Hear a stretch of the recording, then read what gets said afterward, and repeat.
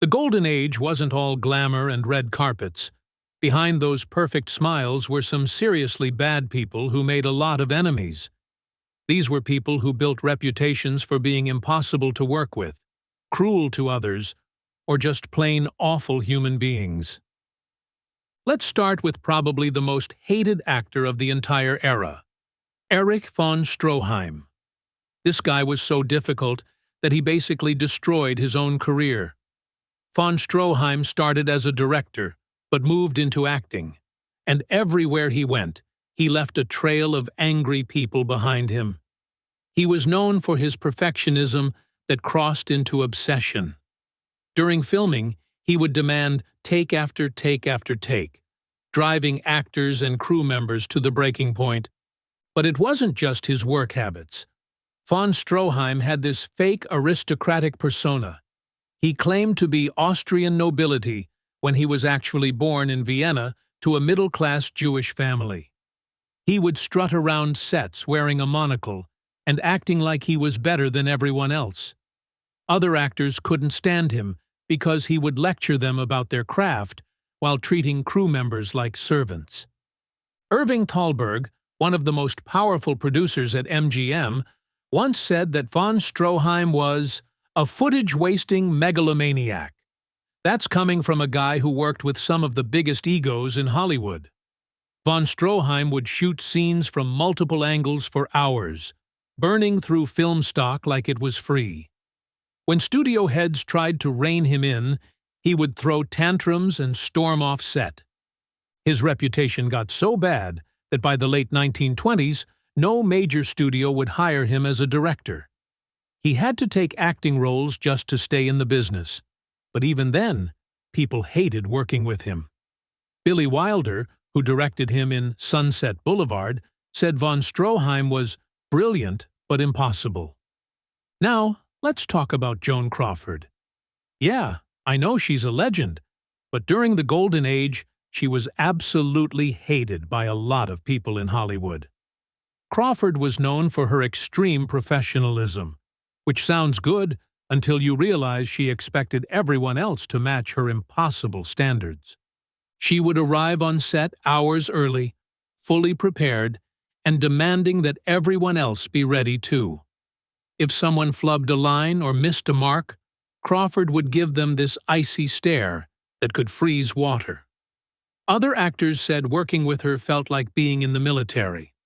She kept detailed notes on everyone's performance and wasn't shy about sharing her opinions. But the real hatred came from her treatment of younger actors, especially women she saw as threats. Crawford was paranoid about aging out of Hollywood, so she would sabotage other actresses whenever possible. She would spread rumors, steal scenes during filming, and even get people fired if she felt threatened by them. Bette Davis, who feuded with Crawford for decades, once said, "Joan Crawford is a movie star. I'm an actress." That might sound like a compliment, but coming from Davis, it was a brutal insult. The two women hated each other so much that when they finally worked together in Whatever Happened to Baby Jane in 1962, the tension was so thick you could cut it with a knife. Crawford also had this habit of adopting children as publicity stunts, then treating them terribly at home.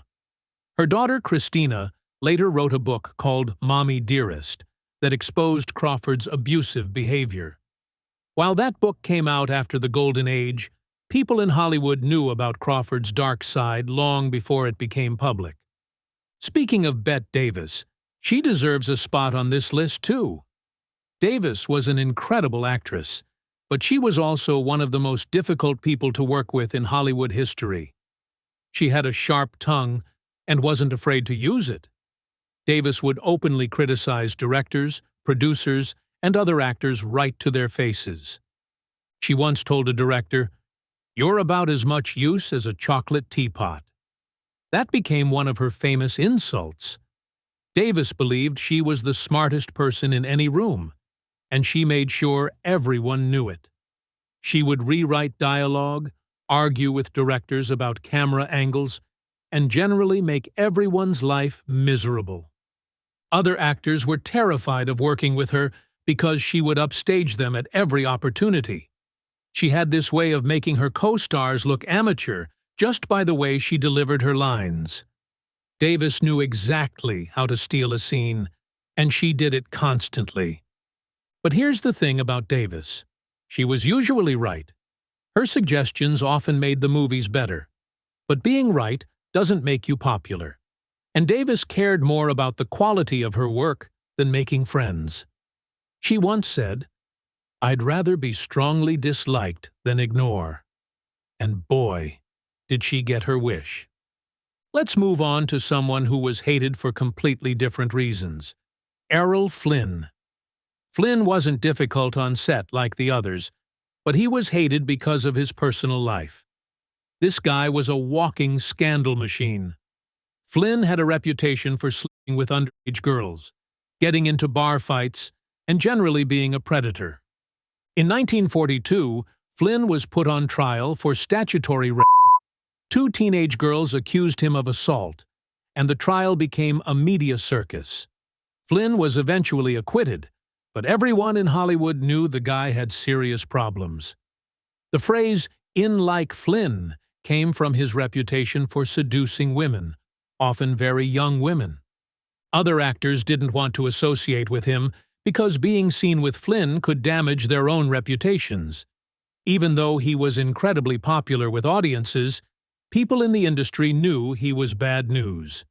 David Niven, who was supposed to be Flynn's friend, later wrote about Flynn's disturbing behavior in his autobiography. Flynn would show up to sets drunk or hungover. He once passed out during filming and had to be carried to his dressing room. Directors learned to shoot his scenes early in the day before he started drinking. But even sober, Flynn had this arrogant attitude that rubbed people the wrong way. He thought being handsome and charming gave him a free pass to treat people badly. Flynn would make crude comments to actresses, ignore directors' instructions, and generally act like the rules didn't apply to him. By the late 1940s, his reputation was so toxic that studios started dropping him from projects. Now here's an actor who was hated for being cheap. Harry Cohn. Wait, Cohn wasn't an actor. He was the head of Columbia Pictures. Let me talk about an actual actor who was universally despised. Mickey Rooney. Rooney was incredibly popular with audiences, especially in the Andy Hardy movies. But people who worked with him couldn't stand the guy. He was known for being rude, demanding, and incredibly difficult to direct. Rooney had this habit of improvising dialogue and changing scenes without telling anyone, which drove directors crazy. But the real reason people hated Rooney was his treatment of women. He was married 8 times, and most of those marriages ended badly. Rooney had a reputation for cheating on his wives and then bragging about it to other actors. He would make crude comments about women on set, and generally acted like a teenage boy who never grew up. Judy Garland, who appeared in several movies with Rooney, later said he was exhausting to work with. That's coming from someone who had her own serious problems. Rooney would demand multiple takes, not because he was a perfectionist, but because he kept forgetting his lines or fooling around during scenes.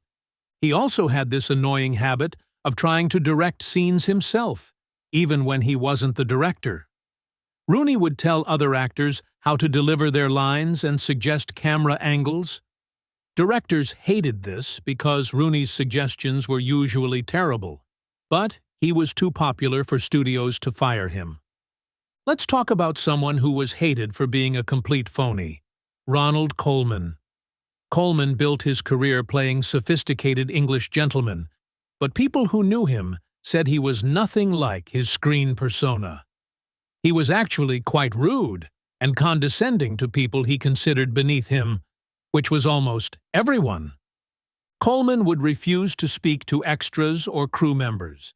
He would only communicate through his assistant, even when asking for simple things like a glass of water.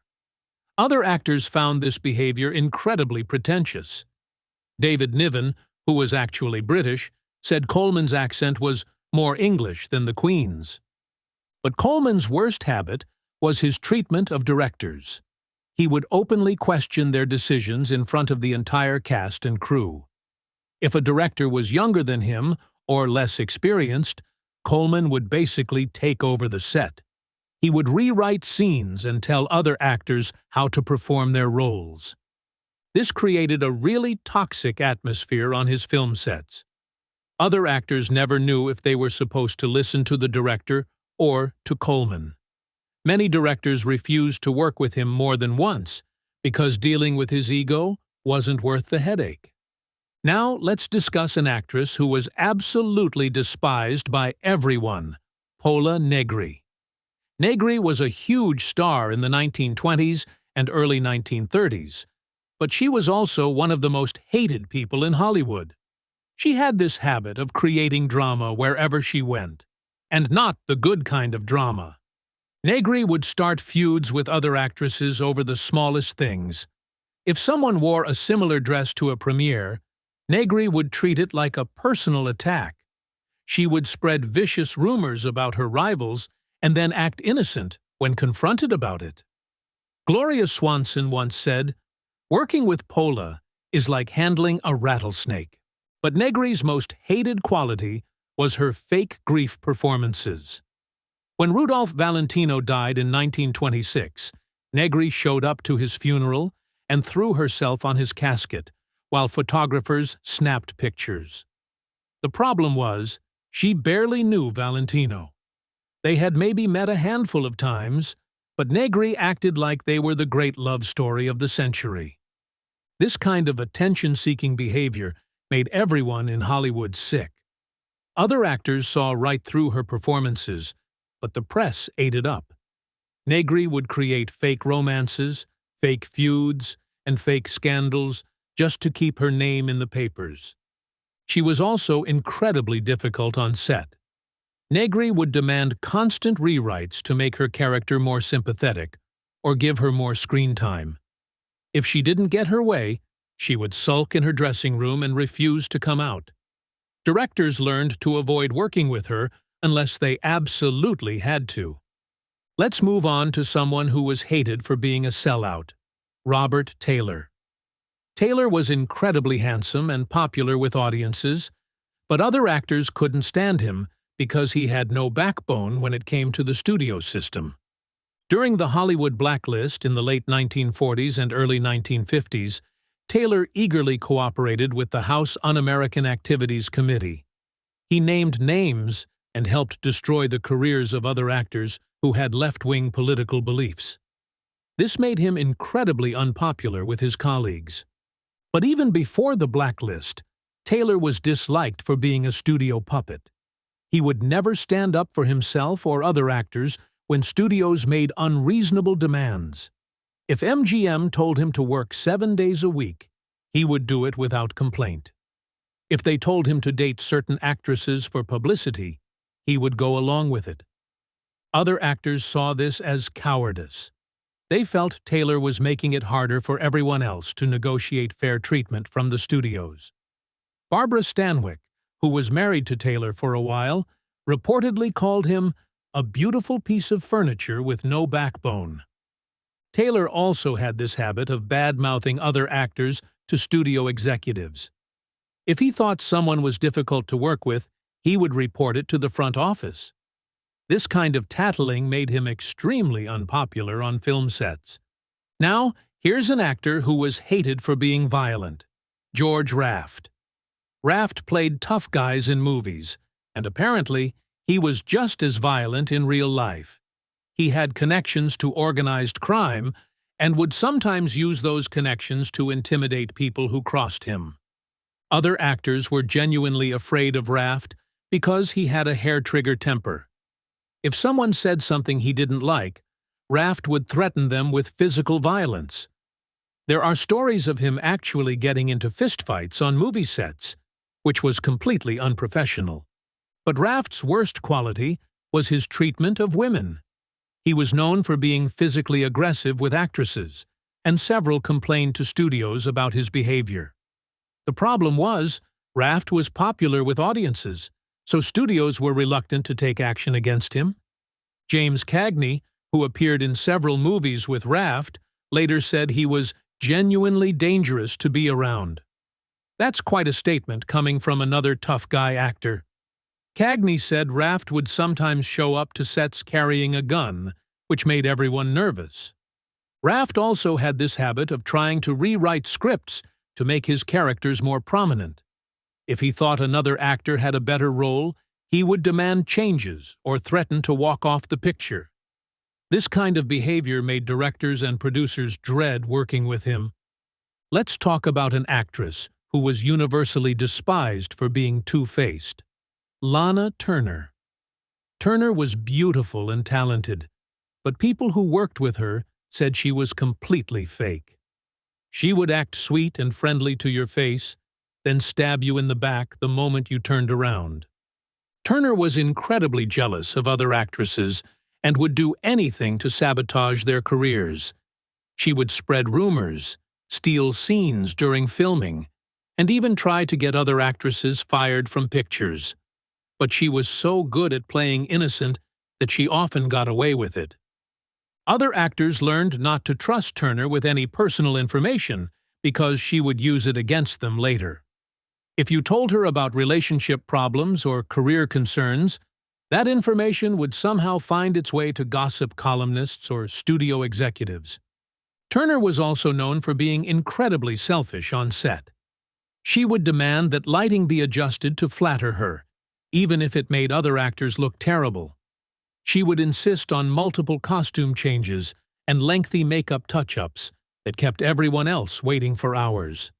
But Turner's most hated quality was her treatment of crew members. She would snap at makeup artists, scream at wardrobe assistants, and generally treat anyone below her status like dirt. Many crew members refused to work on her pictures because dealing with her attitude wasn't worth the paycheck. Now let's discuss an actor who was hated for being a complete hypocrite. Adolphe Menjou.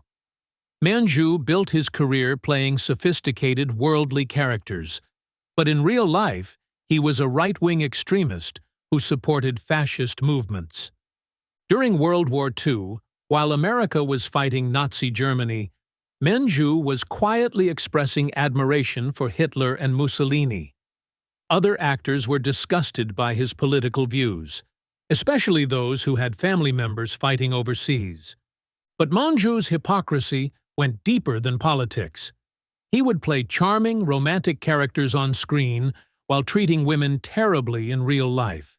He was known for making crude comments to actresses and generally being disrespectful to any woman he didn't consider useful to his career. Menjou was also incredibly cheap, despite being well paid. He would stiff waiters, refuse to tip cab drivers, and generally try to avoid paying for anything. Other actors found this behavior embarrassing, especially when they were out in public together. But perhaps worst of all, Menjou was a terrible gossip. He would collect information about other actors' personal lives and then use it to blackmail them or trade favors with studio executives. This kind of behavior made him one of the most distrusted people in Hollywood. Finally, let's talk about an actor who was hated for being completely unreliable. John Barrymore. Barrymore was incredibly talented, but by the 1930s, his alcoholism had made him almost impossible to work with. He would show up to sets drunk, forget his lines, and sometimes pass out during filming. Directors had to shoot around his drinking schedule, which meant everyone else's day was disrupted by his problems. Other actors resented having to cover for him constantly. But Barrymore's drinking was just part of the problem. He was also incredibly arrogant and would lecture other actors about their craft while being completely unprofessional himself. He would criticize other people's performances while delivering his own lines, slurred and confused. Barrymore also had this habit of trying to seduce every actress he worked with, regardless of their age or marital status. His behavior was so inappropriate that some actresses refused to work alone with him.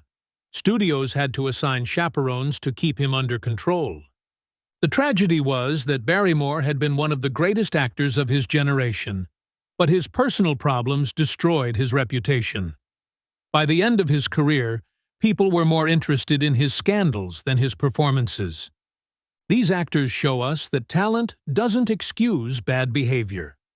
The golden age of Hollywood might look glamorous from the outside, but it was full of difficult, cruel, and sometimes dangerous people who made life miserable for everyone around them. Their careers might have been successful, but their personal reputations were absolutely toxic. The studio system protected many of these actors because they made money, but behind the scenes, they were widely despised by their colleagues. It just goes to show that fame and fortune don't automatically make someone a good person to work with.